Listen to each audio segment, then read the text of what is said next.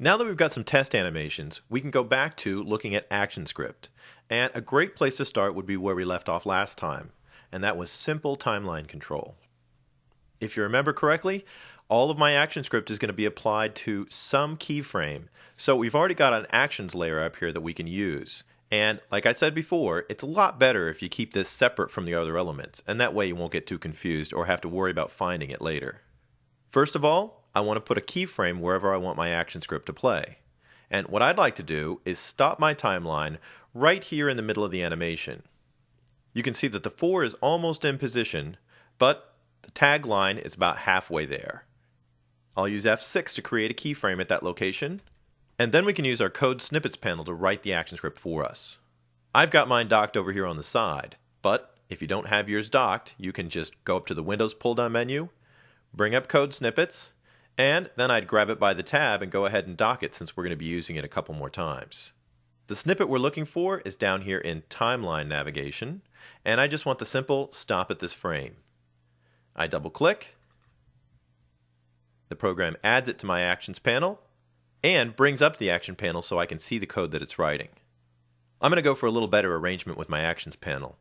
I'm going to drag it by the tab down here to the bottom, and I see the blue line, so it's going to snap into place, and that way I can open it and close it with the gray bar as needed. We can see our little A for action up here on the top of the keyframe, so we know our action was put in the right place. And if I bring that Actions panel back up, we can see by the tab at the bottom the location, and we can see that we just have our simple stop action typed in. Let's try it out. I'll go to Control and Test Movie again. And you can see that my animation stops right where we told it to. Now what we want to do is we want to have a button click signal when it's supposed to go on. Let's close up that preview, and I'm going to close up my Actions panel for the moment, and let's go over to our News button. Setting up an action like stop on a keyframe is easy. All we have to do is select the keyframe.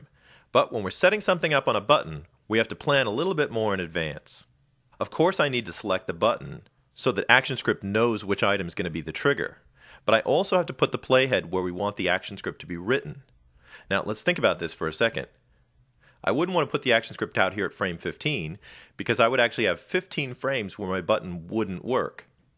Now I agree we'd have to have a really fast user to click on it within 15 frames, but still that would create a section of my timeline where the buttons wouldn't work and another section where the buttons would work, and that's just inconsistent.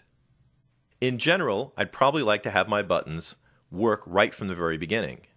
So I'm going to move the playhead back to frame 1. The playhead determines where the script's going to be written because it's still going to go onto a keyframe. I still need to click on the button to make sure that the program knows which item is going to be the trigger. Now over my property window we can see instance name, and we're going to be taking a look at that point once again right after we set up our code snippet. But for the time being we're ready to go.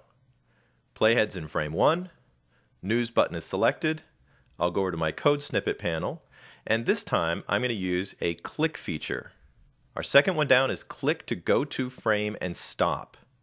I'm going to double click, just like before, to apply the snippet, but this time I'm getting a warning. The selected symbol requires an instance name. Now this warning says that Flash will create that name for me and it'll write the code. So I'm going to click OK and let it do that. Now the first thing I want to do actually is close my ActionScript panel and click on News, and we can see the instance name that the program gave, button_1. Now this is kind of neat because you don't have to worry about naming your objects, but the name's not so great. So it might be good from now on to actually name these items first, and then you can use the name you want. Now let's take a look at the ActionScript. First of all, we can see the A up here in the first frame, and that indicates that our ActionScript was placed right at that keyframe. If we go down to Actions and double click, I'm going to make sure I select that keyframe, and it'll show us what it wrote. At the top is what we call a comment. These two symbols, /* and */, allow us to write notes right into the code that won't be executed. And you can actually add comments wherever you want. The actual code is down below here. We can see button_1, that's the name the program gave to our news button. We've got an add event listener for a mouse click, and that's followed by a function call with a really long name. If you match the name up though, you can see that that function is right down here, and it has one instruction: go to and stop at 5. Now if we look at the comment, it actually has instructions. Replace the number 5 in the code below with the frame number you would like the playhead to move to. That means if I go down to where it says 5, I can replace that with any frame that I want the program to move to. And here's what I'd like to do. Our stop action stops the animation right in the middle. But we can see down here that frame, let's see, that looks like frame 28. That would be the end of both animations. So let me go back to frame 1. That's where my action script is. I'll change the 5 to 28. And we'll go and test our movie.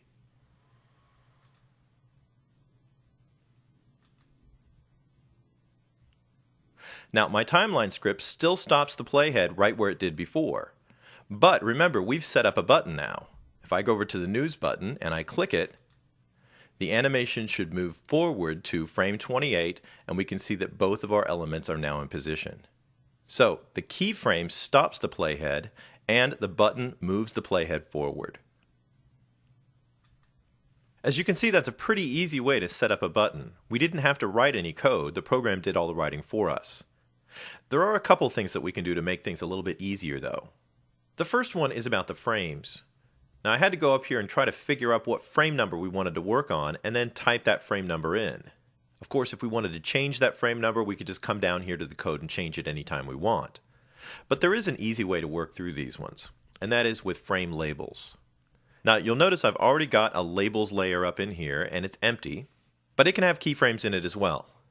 What I'll do is add a keyframe right at frame 28. That's right at the end of the animation. I'm going to select the labels layer, insert a keyframe. You can use F6 if you want.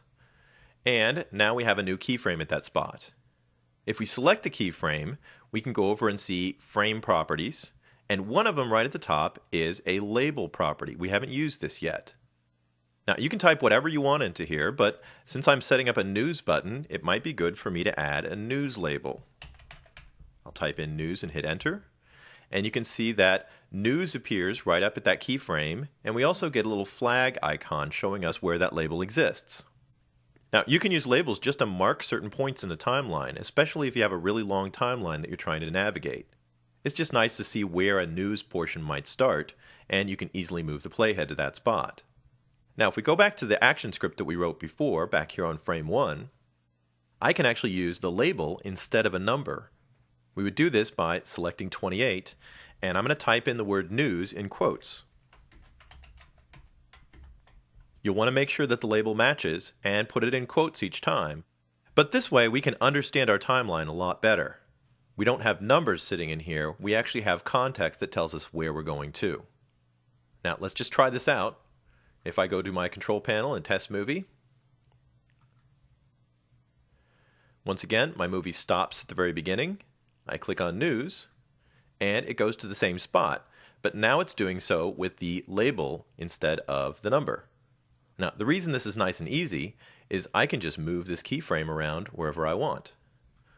I could move it back here a little bit so that my animation was stopping before the tagline got finished. And using the label, I don't have to go back down into my ActionScript panel and change the number all the time. Now the other thing that we can do to make our lives a little bit easier in this case is to make sure that our names are all cleaned up so that when we come back to this application we can find things later. Now just because the program put the name in for us doesn't mean we can't change it. I'm going to close my Actions panel, go back to my News button, and I'm going to change this to a better name, something like News_BTN.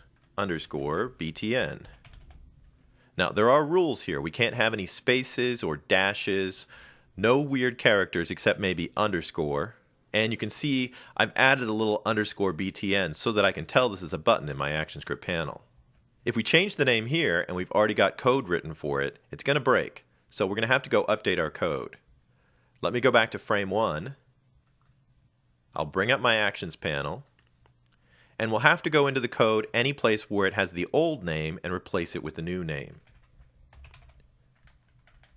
news_btn. Make sure you type it exactly the same. And that's how the program matches the function with the actual button on the stage. Let's just test everything to make sure it's still working right. And there we can see it stopping, and it goes forward just like before. So we haven't broken anything. If you're having any trouble, you'll have to go check your names and make sure they match.